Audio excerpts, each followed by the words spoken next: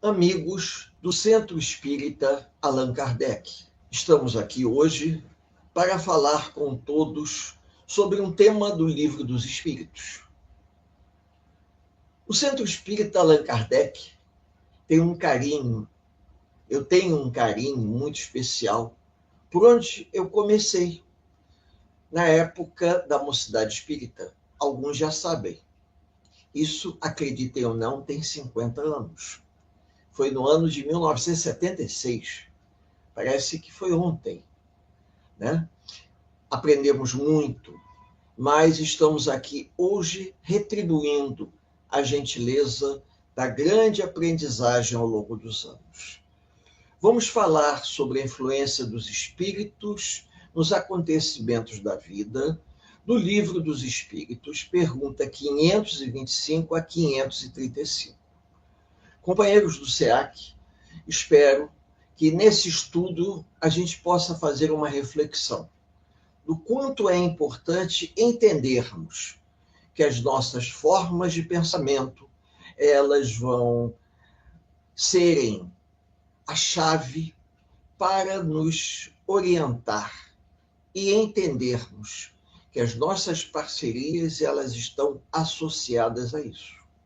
Nós vamos explicar com bastante tempo para todos. Mais uma vez, o nosso abraço fraterno a todos os companheiros que nos escutam nesse encontro amigo, onde nós faremos a abordagem sobre a questão da influência dos espíritos na nossa vida e nos acontecimentos. Os espíritos, quando nós falamos independente, se aproximam de nós por afinidade. Eles nos aconselham, eles nos orientam em ambos os sentidos. Porque a aproximação dos espíritos, ela se dá por afinidade. E quando nós falamos afinidade, afinidade pelas formas de pensamento. Vejam bem, a influência dos espíritos em nossa vida, ela não se dá apenas pelo pensamento, mas em parceria com as nossas atitudes que abrem brecha para termos uma boa influência do plano espiritual ou uma influência não tão agradável assim.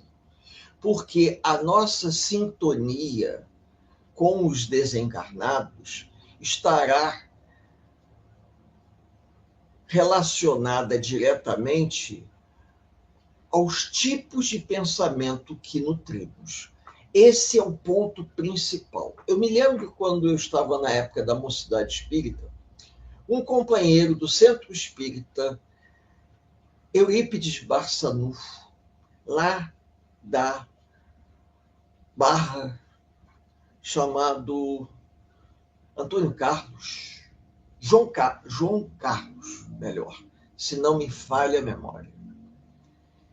Ele dizia para a gente o seguinte: diga-me o que tu pensas, e eu te direi quem te acompanhas. Vejam, tem muito tempo. Esse companheiro era convidado pelo grupo da Mocidade, João Carlos Cunha, agora eu me lembrei o nome completo, para falar para a Mocidade. Isso nos anos de 76, 77.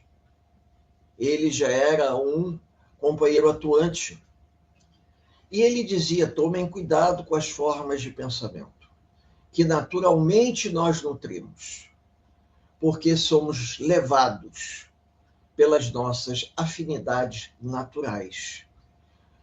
Vigiai e orai, para não cairdes em tentação, ou melhor, não se deixe arrastar por situações que um dia você venha se arrepender. Porque o livre-arbítrio, ele, se não for bem utilizado, ele vai levar você a ter que reparar algo que você fez e que você fez porque achava-se no direito de fazê-lo. Isso me reporta a Paulo de Tarso, quando ele diz: nem tudo que é lícito me convém. Mas naquela época, nós não tínhamos, em momento algum, com os nossos 17, 18 anos, o alcance de entendimento do que ele tentava nos explicar. Mas ficou a lembrança agradável de que os espíritos, eles não podem interferir no nosso livre-arbítrio. Eles não podem interferir nas leis da natureza. Mas eles, muitas das vezes, atraídos pelas nossas formas de pensamento, doentias, acaloradas, tristonhas, filosóficas, de vaidade ou não, nos levam a fazer coisas que depois nós nos arrependemos. Não adianta ter tanto livro na estante se a gente não lê, se a gente pelo menos não pesquisa. Eu há pouco estava aqui quebrando a cabeça com o computador para fazer uma pesquisa, preparando uma aula para o ESD, Estudo Sistematizado da Doutrina Espírita. Às vezes, a gente, quando vai trocar ideia, a gente tem que aprender um pouco, a gente tem que conhecer um pouco mais, temos que nos aprofundar um pouco mais. Dá um pouquinho de tempo, exige um pouquinho de tempo, mas faz parte do nosso processo de aprendizagem. E os espíritos, eles vão nos auxiliar? É a grande pergunta que muitas pessoas se fazem. Vão. Nós imaginamos de forma errônea que os espíritos vão realizar fenômenos extraordinários. Não vão fazê-lo, a não ser que eles encontrem nas nossas atitudes um movimento positivo em prol do bem. Isso me faz lembrar, por exemplo, Peixotinho, um médium muito famoso de Campos, que realizava materializações de efeitos físicos. E Peixotinho, ele conseguia a parceria dos espíritos, até de Dr. Bezerra de Menezes, porque a intenção dele era a melhor possível. Nós, como espíritos atrasados, espíritos levianos, espíritos medianos para menos, né, para pior, nós, infelizmente, nos ligamos a situações que nos levam a vivenciar um sofrimento de ordem moral. E às vezes queremos que a espiritualidade nos ajude a corrigir alguma coisa errada que nós construímos com a nossa força de pensamento. Então não é uma tarefa muito fácil. Vocês imaginem o seguinte: a gente, por afinidade, se permite coisas que não deveríamos. E depois a gente deseja que os espíritos venham a corrigir isso. Isso faz parte da aprendizagem nossa enquanto alunos na grande escola da vida. Numa casa espírita voltada para o bem, quando todos os trabalhadores em comum acordo se unem para produzir o melhor, ainda assim é complicado, porque não basta apenas desejar. A gente precisa fazer por onde merecer. Vejam bem, fazer por onde merecer. A intercessão do alto. Alguns espíritos nos orientam, como o próprio Emmanuel. Ele diz o seguinte: se você deseja que a espiritualidade auxilie você nos seus projetos de vida, faça por onde merecer. Eu escutei uma frase muito oportuna. Às vezes, quando a dor nos leva a receber a gratidão dos beneficiados com o nosso sacrifício, é quando nós estamos compreendendo o verdadeiro sentido da vida. Por quê? Porque nós estamos administrando a nossa vida, renunciando em favor do próximo, estamos tentando fazer aquilo que está ao nosso alcance. Sabemos que a vida ela é transitória. Tudo nos é emprestado para utilizarmos em favor do semelhante. E por conta disso, muitas das vezes, a gente acaba agindo de forma imprudente diante da vida. Mas quando nós compreendemos que precisamos ser altruístas, precisamos exercer a prática da caridade, do exercício do amor ao semelhante, nos doando dentro do possível, nós vamos mudar o nosso padrão vibratório. Ninguém vai deixar de ser de quem sempre foi de uma hora para outra. Mas essa mudança, segundo os espíritos, ela é sensível. É como se você mudasse o padrão da sua luminosidade. E com isso você vai atraindo gradativamente espíritos amigos que se aproximam, principalmente espíritos simpáticos. Porque uma vez nós assistimos uma palestra aonde o orador ele falou de uma forma muito oportuna. Nós podemos, nessa mudança nossa de conduta diante da vida, irmos mudando o nosso comportamento e nossa maneira de agir e granjeando ao longo da grande trajetória da vida a simpatia de espíritos. Porque estamos demonstrando para o mundo invisível que nós não temos segundas intenções. Não queremos ser melhor do que os outros, não temos intenção de acumular riqueza, nós temos a intenção de sermos úteis, compartilhar o que estamos aprendendo, consolar aqueles que sofrem, trazer novas ideias para as pessoas que estão indecisas, procurar nos melhorar e levar essa melhora aos outros, sermos solidários. E toda a combinação desses fatores ao longo da vida vai mudando as pessoas. Eu estava assistindo uma série na televisão, The Chosen, todos já devem ter visto, quando Jesus ele convida pessoas comuns que ele percebia que tinham um potencial muito grande para se tornarem seus apóstolos. Isso independente dos simpatizantes e seguidores que o acompanhavam. E a gente observa nesse seriado, assim como no livro Boa Nova, de Humberto de Campos, que Chico psicografou,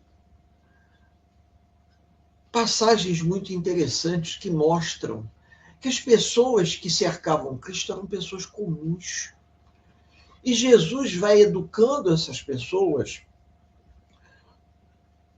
para que elas se tornem pessoas melhores, que elas deixem de fazer o que elas faziam, porque elas traziam o seu íntimo, um potencial que poderia ser aproveitado em prol do bem comum. E nós temos que pensar o que nós podemos fazer em favor do bem comum. O que nós podemos fazer em favor do semelhante. Algumas casas espíritas pequenininhas que eu frequento fazem aquilo que está ao alcance delas. Já outras casas espíritas enormes fazem o que elas recebem de ajuda. A cada um de acordo com as suas obras. A cada um de acordo com as suas possibilidades. Esse é um ponto importantíssimo, porque não adianta eu ter essa quantidade enorme de livros aqui na prateleira enfeitando. Eu tenho que ter esses livros para serem usados. E agora, no mês de dezembro, eu fiz uma grande arrumação e doei para uma ONG que tem aqui no Rio de Janeiro, que monta livros em comunidades. são bibliotecas comunitárias. Então, eu dei uma quantidade enorme de livros e ainda pretendo doar mais. Porque hoje eu leio muito na internet. Eu uso muito a internet para ler. Por problemas de saúde, de visão, eu preciso que a fonte seja grande. E as obras antigas, a fonte é pequenininha. Então, aqueles livros mais antigos que a gente tem acesso, que eu já baixei em formato PDF, muitos que eu estou comprando em formato Kindle para pesquisar, eu vou guardar e as cópias em papel eu vou doar. Muitas casas espíritas possuem livraria. Eu vou doar para essas ONGs, aonde eles possam montar livrarias comunitárias para as pessoas poderem ter acesso nas comunidades. Então, nós temos que pensar de forma solidária. Isso, se a gente soubesse lá na época da Mocidade Espírita, seria uma maravilha. Mas não, estamos sabendo hoje. Mas isso não quer dizer necessariamente que a gente não tem ainda tempo. Porque, como nos diz André Luiz, se nós despertamos ainda a caminho da luz, ainda há tempo. Ainda há tempo de nós mudarmos o curso da nossa vida enquanto estamos encarnados. Porque muitos companheiros mudaram o curso de vida deles enquanto estavam encarnados. Porque muitos tiveram a sua estrada de Damasco quando levaram um tombo, quando caíram, passaram por grandes sofrimentos e se transformaram. Uns eram pessoas simples, outros eram pessoas terríveis, mas se modificaram. Se modificaram e passaram a atuar em prol do bem. E nós temos o melhor exemplo, um exemplo que dignifica, que é Paulo de Tarso, que era um dos maiores perseguidores do cristianismo e passou a ser um dos maiores defensores. Ele nos ensina, e nós precisamos aprender com ele e com outros, que nos educam, companheiros de casas espíritas, co-irmãs, que se doaram a sua vida inteira em favor do próximo. E cada um faz de acordo com as suas possibilidades. E dessa forma, nós vamos trazer para a nossa convivência desencarnados que vibram de acordo com esse novo padrão vibratório nosso. Quando nós vamos fazer uma analogia aqui, no final de semana resolvemos tomar um banho, fazer a barba, botar uma roupa legal, irmos à casa espírita, estamos mudando o nosso astral para que com esse astral renovado a gente possa estar junto com os companheiros, procurando compartilhar o que a gente tem de melhor. Mas depois de uma semana de trabalho, às vezes a gente chega tão cansado que se nós não tivermos esse sentimento, essa percepção de que a gente às vezes precisa fazer um certo esforço para virar a página, a gente vai ficar naquele quadro de melancolia do dia a dia, de alguém que chegou no final de semana, está cansado, está sem paciência, não está querendo ir à casa espírita. Todos temos que aproveitar o que a casa espírita nos oferece, porque esse processo, vejam bem, processo de mudança, isso se chama reforma íntima. Ninguém vai mudar de um dia para o outro. Ninguém vai conseguir deixar de ser quem sempre foi de uma hora para outra para se transformar uma outra pessoa. Não. Nós vamos nos transformando em um ser humano melhor gradativamente. A estrada esburacada é Paulo de Tarso, quando caiu do cavalo, do camelo, que seja, na estrada de Damasco, porque isso é uma simbologia. Ele nunca achou que fosse encontrar uma estrada tranquila. Não, ele foi um dos que encontrou a estrada mais esburacada que os amigos possam imaginar, a ponto dele preferir caminhar pelas estradas esburacadas, cruzando, passando pelas encruzilhadas e encontrando necessitados, do que ir pelo caminho mais fácil. Isso está escrito na história de Paulo. Havia momentos em que, quando Paulo fazia suas viagens, em uma das suas viagens, ele podia ter ido de barco pelo litoral do Mediterrâneo, entre o sul e o norte, para ganhar tempo. Não, ele preferiu ir pelas estradas empoeiradas, porque ele passava pelas cidadezinhas, pelos vilarejos, e ele ia pregando o evangelho.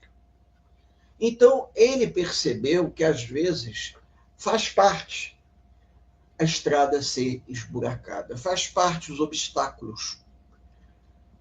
Existe uma diferença entre prova e expiação. A prova é um teste para nós, que nem um aluno que vai se preparar para ingressar na faculdade. Ele faz uma prova. A expiação é aquela coisa arrastada de uma vida, é o sofrimento, é o testemunho de que nós precisamos viver a dificuldade, porque ela faz parte do nosso crescimento. É aquele remédio amargo em que o indivíduo toma e reclama: puxa vida, mas que remédio amargo é esse? É o amargo que cura, como se dizia os antigos. Então, isso tudo vai nos auxiliando, isso vai nos ajudando, porque isso vai nos capacitando. Vocês podem não acreditar, mas isso vai nos capacitando, porque vai nos tornando resilientes diante da vida, vai nos tornando resilientes diante do próximo. Nós estávamos assistindo uma aula do Livro dos Espíritos e o companheiro que fazia a palestra usou uma expressão muito oportuna. O espírita, ele precisa entender que ele não pode bater de frente com certas questões. Infelizmente, o espírita vai levar o desaforo para casa, porque nós não vamos devolver na mesma moeda a ofensa recebida. Porque nós aprendemos a ressignificar o que acontece e sermos resilientes. As ofensas que recebemos, elas são os testes que nós solicitamos da vida. Às vezes a gente não está preparado e aquilo nos pega de surpresa. Mas nós devemos silenciar e fazer como um companheiro nosso que já desencarnou, mas em que ele sempre nos explicava: entrega para Deus, porque Deus mostrará o caminho. Esse companheiro era Altivo Panfilo, do Centro Espírita Leon Denis de Bento Ribeiro, que já desencarnou. E Altivo sempre procurava nos orientar. Está passando por uma dificuldade, tem um desafio, pega na mão de Deus. Ele vai te mostrar. Seja resiliente. Compreenda, seja resignado. Você não está aceitando por aceitar. Você está aceitando porque será o melhor para você. Quando nós vamos mudando a nossa maneira de pensar diante da vida, essa mudança, ela promove, por tabela, uma mudança espiritual na nossa irradiação mental. E essa mudança, ela vai alterando as nossas sintonias. Aqueles espíritos que nós nos sintonizávamos lá atrás, nós não vamos nos sintonizar hoje. Eles podem até tentar nos assediar, mas eles não vão ter a mesma facilidade de antes. Os hábitos que nós tínhamos, nós deixaremos de tê-los. Nós passaremos a ser pessoas que vamos procurar selecionar um pouco mais nossas amizades, sem desmerecer ninguém, mas selecionar as amizades a partir do que essas amizades irradiam. É muito comum na escola da vida escola, escola mesmo. Os alunos entram todos na quinta série, na minha época era quinta série, ou primeiro ano do ginásio. E eles continuavam e havia uma seleção natural. E nessa seleção natural, os alunos se agrupavam por afinidade. Alguns se agrupavam porque eram os mais inteligentes, outros se agrupavam porque eram os que tinham melhor atividade esportiva, era o pessoal que jogava no futebol, no vôlei ou no basquete.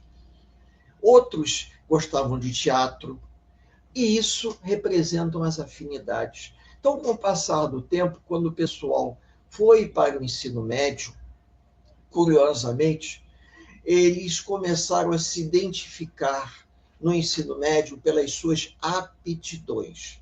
Porque na época existiam os cursos profissionalizantes. E nos cursos profissionalizantes havia o pessoal da área de humanas, da área tecnológica e da área biomédica. Com isso, automaticamente, os jovens já estavam fazendo as suas opções mentais dos espíritos que eles desejariam que os acompanhassem na trajetória de vida. Eu fiz a opção pela área de humanas. Eu sempre gostei muito de história, geografia, até ciência, embora ciência seja a área de biomédica, né? Eu gostava muito de aula de ciências.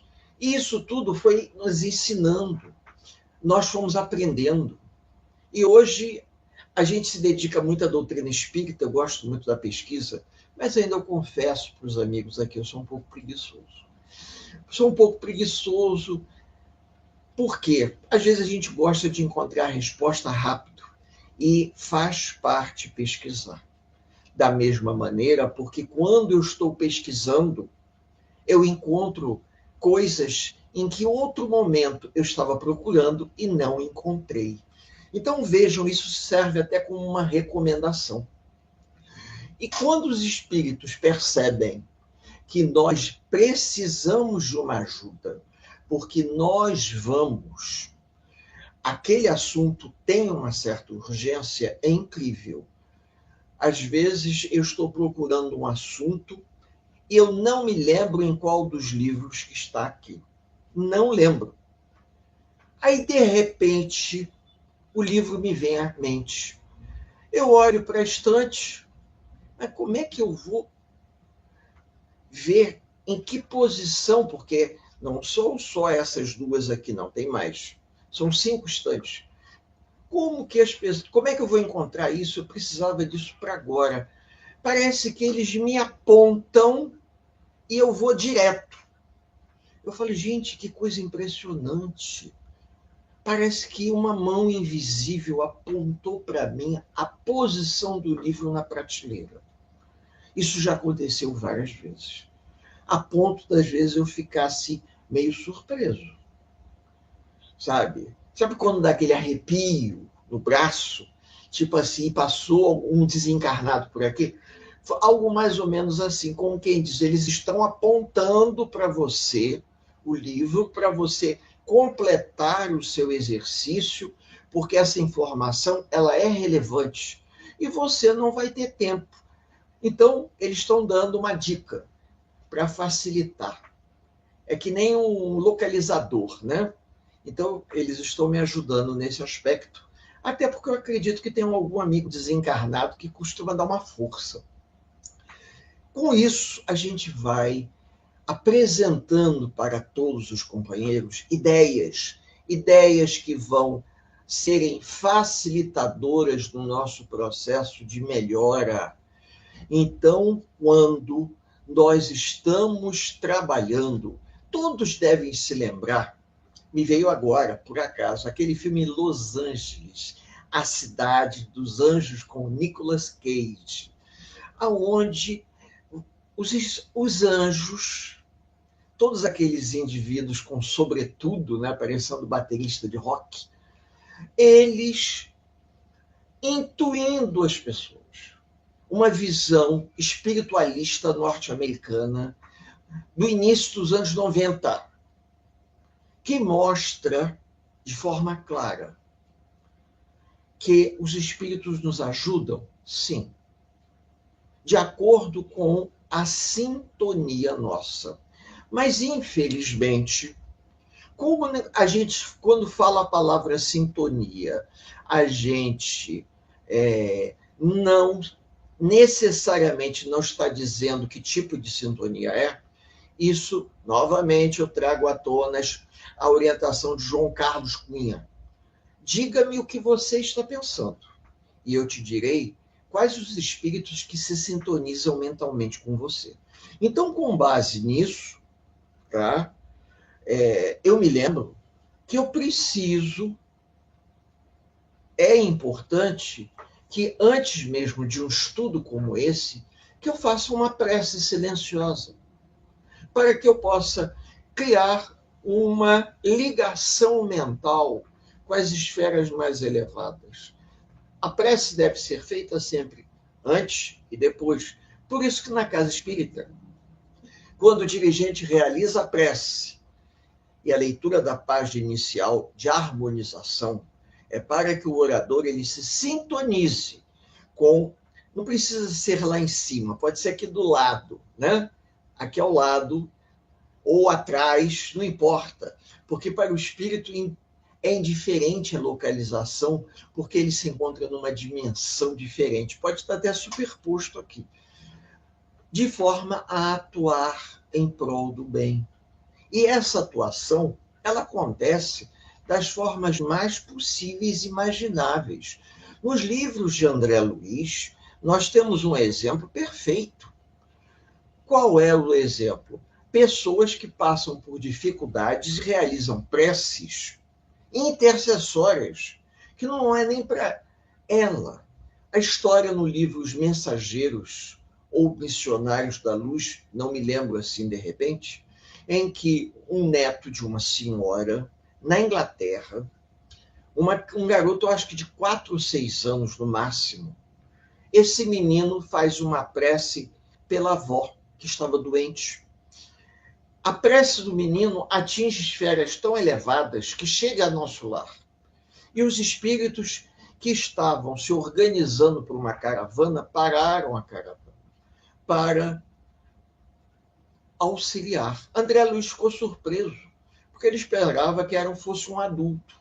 E quando eles chegam na Inglaterra e vão ajudar a senhora, a avó, ele fica pasmo, porque era um garotinho.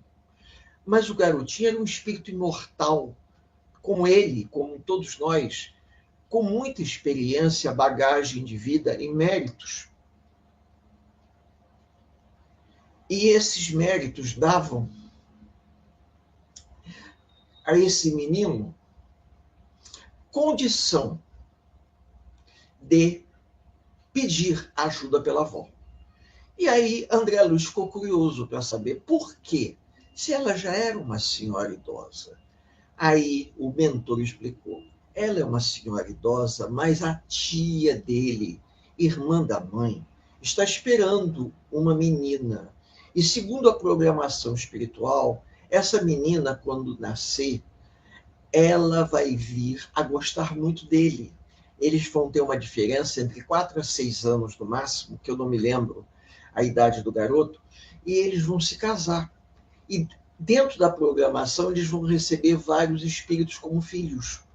E se essa senhora desencarnar, corre o risco da tia, que é muito ligada à avó, que é a mãe dela, a avó dele, desencarnar. E isso vai atrapalhar toda a programação. Então, se faz necessário a nossa intercessão.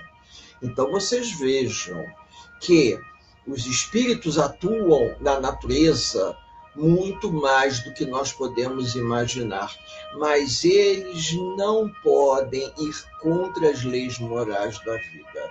Se existe uma programação espiritual, eles vão procurar amparar para que a programação seja cumprida. Isso é importante que a gente entenda. Então, por exemplo, se uma pessoa traz na sua programação espiritual como uma história que está no Evangelho segundo o Espiritismo. O indivíduo, ou no Livro dos Espíritos, agora eu não estou me lembrando ao certo, ele traz na sua programação que ele vai desencarnar de um acidente. Os espíritos podem até livrar ele de uma bala perdida, mas se ele levar um escorregão e bater com a cabeça no chão, ele vai desencarnar. Como o caso, por exemplo, daquela uma das mães de Chico Xavier, que ela perdeu o filho, isso virou filme, Célia diz, lidando com a dor da perda. Eu tenho esse livro, por acaso, aonde ela conta que o que os filhos pulavam na frente da televisão num puff era para que aquele coágulo que se deslocou e foi para o cérebro do filho quando ele levou um pequeno tombo na bicicleta, era para ele ter perdido a vida antes. Mas na programação ele iria desencarnar com aquele tombo insignificante que ele levou no selim da bicicleta, na parte de trás. Quando a babá levava ele, ela parou, colocou o arreio da bicicleta e a bicicleta tombou com o menino. Então a gente para pensar. Dentro da programação, eles não podem. Eles podem, sim, interferir, nos dando uma sobrevida, pode, como o caso dessa avó. A avó teve uma sobrevida e foi uma intercessão da espiritualidade por mérito do menino. Ah, mas eu vejo pessoas fazerem preces e elas serem atendidas mais rápido do que eu sou. Por quê? Ela tem um mérito que nós não temos. Às vezes a gente pede ajuda. A ajuda não vem no tempo que nós gostaríamos. Por quê? Porque, infelizmente, nós não granjeamos o mérito que nós precisaríamos. Já existem outras pessoas que trabalham, que se dedicam, que se empenham, não pedem, acontece. Por quê? Elas se tornaram favorecidas pelo bem que elas passaram a fazer a outras pessoas. Então, muitas das vezes, o processo de mudança que nós desejamos para a nossa vida é uma construção que nós vamos construir com a ajuda dos espíritos, mas nós temos que dar aos espíritos material, munição, como dizia meu pai, munição para que eles possam atuar a nosso favor. Se eu estou fazendo por onde? Se eu me dedico, é que nem a história do aluno. Vamos voltar para a história do aluno na escola. O garoto está no 4º ano do antigo ginásio, que na minha época passou a ser 8ª série, e hoje é 9º ano, né? 9º ano escolar. Ele resolve não fazer o ensino médio fundamental. Ah, eu quero servir carreira militar. Aí vai para um cursinho preparatório e, paralelo ao 9º ano, ele se prepara o ano inteiro. Ele passa os finais de semana todos estudando. E ele faz aquele esforço, como um conhecido meu que fez. A prova passou, mas não tinha vaga. E ele acreditou que ele nunca ingressaria. Haviam 3 indivíduos que haviam passado e não haviam vaga. E, curiosamente, a espiritualidade atuou. E ocorreram 3 desistências. Ele foi um dos que entrou. Quando ele recebeu a carta, diz que havia uma desistência. E se ele desejasse, a vaga seria dele. Ele ingressou nas Forças Armadas e se aposentou como coronel do Exército. Então, vejam bem, a espiritualidade ajuda? ajuda, mas a gente também tem que fazer a nossa parte. E os espíritos, nesse processo, vão demonstrar afeto, carinho e, acreditem, vou usar uma expressão antiga, até uma certa predileção. Como nós, na Terra, temos afilhados, como nós temos aquelas pessoas a quem nós queremos o bem, às vezes, um espírito, por alguma razão que desconhecemos, de outras vidas, talvez, me desculpem, mas eu estou falando de um assunto que está me tocando. Esses espíritos de outras vidas, por se reaproximar e ter nos reencontrado, ele tem uma afinidade tão grande com a gente que, quando ele percebe claramente o esforço que nós estamos fazendo, ele se aproxima. E é aquele amigo nos bastidores que tenta dar maior força para que a gente supere as dificuldades, vença as más inclinações, que a gente passe uma noite estudando, que a gente acorde mais cedo, que a gente se organize, que a gente aceite o convite para fazer a palestra, que a gente se desdobre para montar um artigo para mandar para um jornalzinho, e esse jornalzinho, como no caso da revista O Caminho, né? Nós temos essa possibilidade. A revista O Caminho, que o Centro Espírita Allan Kardec, ele organiza, nós podemos atingir alguém em algum lugar. Vejam, é como uma página ao vento. Muitos amigos já tiveram oportunidade de ver coisas românticas, como pessoas que pegam uma garrafa, colocam uma mensagem na garrafa, põem uma rolha e jogam no mar.